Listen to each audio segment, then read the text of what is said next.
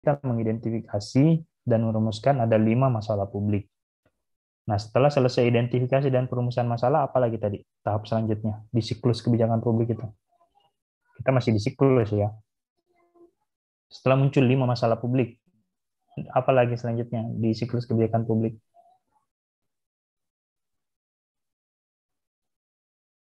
Halo,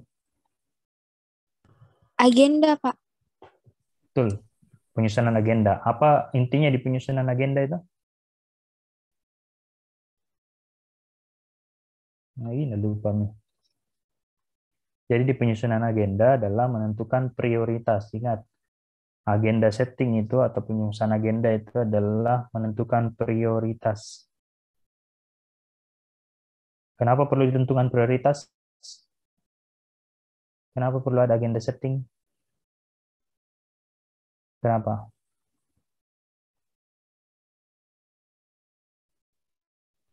Kenapa kira-kira pemerintah perlu menentukan prioritas masalah? Apa yang mau diselesaikan? Duluan. Yang Kenapa? masalah yang paling berat dulu, Pak, atau yang paling besar.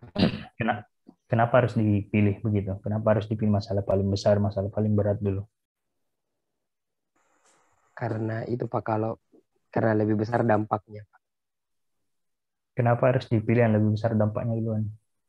Atau kenapa harus dipilih? Kenapa tidak langsung lima-limanya saja?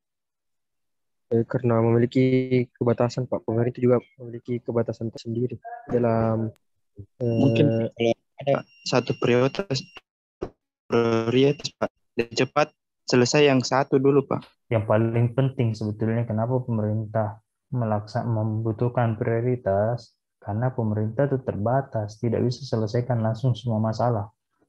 Terbatas apa? Terbatas sumber daya, terbatas anggaran, banyak lagi anggaran saya lihat terbatas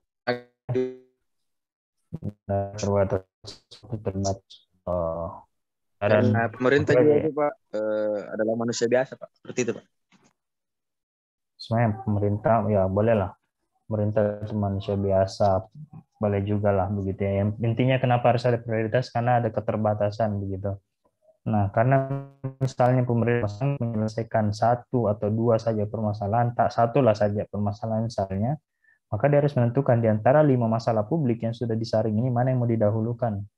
Setelah setelah melalui itu, setelah melalui agenda setting, lahirlah misalnya pemerintah ingin menyelesaikan masalah banjir terlebih dahulu. Di antara 5 masalahnya, misalnya mungkin ada kemiskinan, ada banjir, ada pembangunan tidak merata, ada tidak dapat bantuan dan seterusnya ya. Pemerintah prioritaskan karena sudah musim hujan, maka pemerintah prioritaskan masalah banjir. Setelah ada prioritas seperti ini, maka hasil dari agenda setting ini adalah prioritas ini.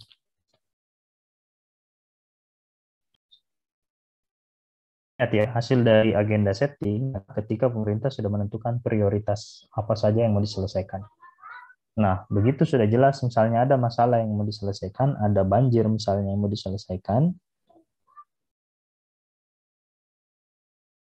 maka masuk ke tahap siklus kebijakan publik selanjutnya. Apa siklus kebijakan publik setelah agenda Formula setting? kebijakan. Betul, formulasi kebijakan. Apa yang paling pertama tadi di formulasi kebijakan? Model kelembagaan Pak. Merumuskan masalah, Pak. Ini di tahapan, kita bicara proses ya. Apa yang paling dulu di sini tadi? Ini dia yang Merumuskan paling masalah, duluan. Merumuskan masalah. Tadi kan saya bilang ya, sudah ada merumuskan masalah di tahap pertama, ada lagi merumuskan masalah di formulasi. Kenapa? Bedanya, kalau tadi merumuskan masalah di awal itu ditentukan di antara banyak masalah, mana yang masalah publik, di formulasi kebijakan kita sudah punya satu masalah.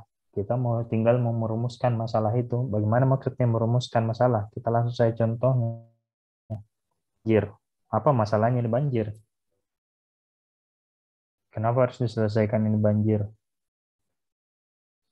Karena mengganggu misalnya ya, mengganggu kehidupan masyarakat.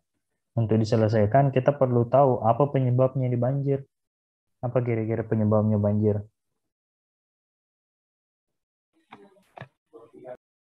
Tumpukan sampah, Pak. kurangnya daya penyerapan. kurang daerah resapan apalagi. Nah, saya tuh bagi dua ya. Yang pertama itu ada banjir. Ini yang hari ini kalau teman-teman baca di sosmed, di Instagramnya, info kejadian Kota Makassar misalnya kan banyak akunnya itu, banyak sekali yang bahas soal ini. Sampai trending di Twitter. Ini genangan atau banjir. Yang terjadi hari ini di mana-mana itu genangan atau banjir. Dia bedakan genangan dengan banjir ya. Tapi kalau saya bahasanya bukan genangan dengan banjir, tapi genangan dengan luapan. Dua-duanya banjir. Tapi ada yang sifatnya genangan, ada yang sifatnya luapan. Yang genangan itu ya sesaat, seperti yang terjadi di depan rumah teman-teman yang masuk rata-rata itu yang paling saya bisa bilang hampir semua ya banjir di Kota Makassar itu memang bentuknya genangan, dan itu saya sepakat dengan Dani Pumanto. Tapi di sisi lain ada juga titik-titik lokasi di Makassar yang banjirnya itu karena luapan. Apa maksudnya luapan? Biasanya air sungai yang naik. Jadi wilayah-wilayah yang di sekitar sungai itu mereka kategorinya sudah banjir luapan, bukan sekedar banjir genangan. Kalau genangan kan sesaat, kalau luapan biasanya tinggal sampai beberapa hari. Jadi misalnya orang di Mangga 3, di Antang, itu biasanya modelnya luapan. Kenapa dibedakan seperti ini? Karena masalahnya juga tadi kalau Anda bilang menumpuk sampah, ini biasanya di genangan. Terus ada persoalan resapan, ini juga genangan. Terus ada persoalan apa lagi namanya, sedimentasi atau gotnya mendangkal gara-gara banyak sekali tanahnya misalnya tidak pernah dikeruk. Ini genangan. Tapi kalau luapan masalahnya juga bisa lebih kompleks. Kalau sekedar sampah, biasanya ada pendangkalan juga, pendangkalan sungai. Kenapa pendangkalan sungai bisa terjadi? Karena ada gundulan hutan misalnya, hutan gundul. Apalagi, kenapa pendangkalan terjadi? Penambangan liar misalnya,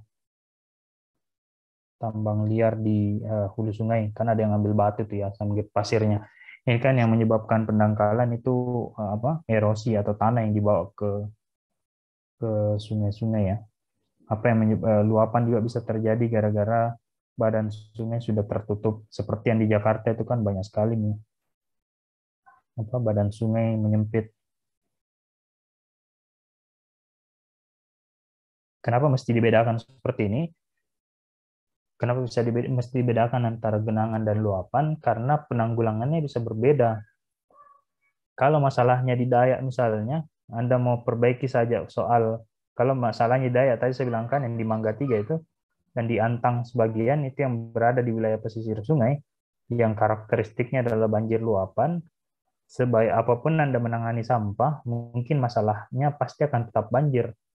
Anda gali got misalnya, Anda kasih bersih got, Anda bikin sumur resapan, tetapnya hutannya gundul di daerah pegunungan,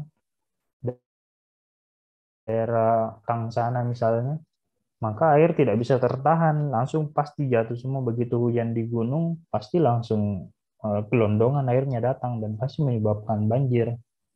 Apa ini mesti dibedakan karena treatmentnya atau penyelesaiannya juga beda, tergantung dari akar masalahnya mana. Anda mau setengah mati kasih bersih sampah, mengeruk, tapi kalau di hutan tidak diperbaiki, ya pasti jadi luapan. Tapi sebaliknya, Anda perbaiki hutan, mungkin agak aman di daerah daerah Dayak, tapi kalau sampah menumpuk di wilayah di got, ya begitu hujan deras kebanjiran lagi kita. Gitu. Mesti dibedakan seperti itu ya. Tadi saya bilang kita harus cari apa akar masalahnya supaya penyelesaiannya juga lebih tepat sasaran begitu ya. Itu sama kemarin logikanya nih, jalan raya Anda tambal tapi ternyata masalahnya jauh berada di struktur tanahnya memang yang lembek, ya pasti tidak bisa diselesaikan. Nah, ini nih gambarannya pemecahan masalah. Jadi di perumusan masalah. Dari tahu dulu di antara masalah-masalah ini mana sebetulnya akar masalahnya yang paling substantif.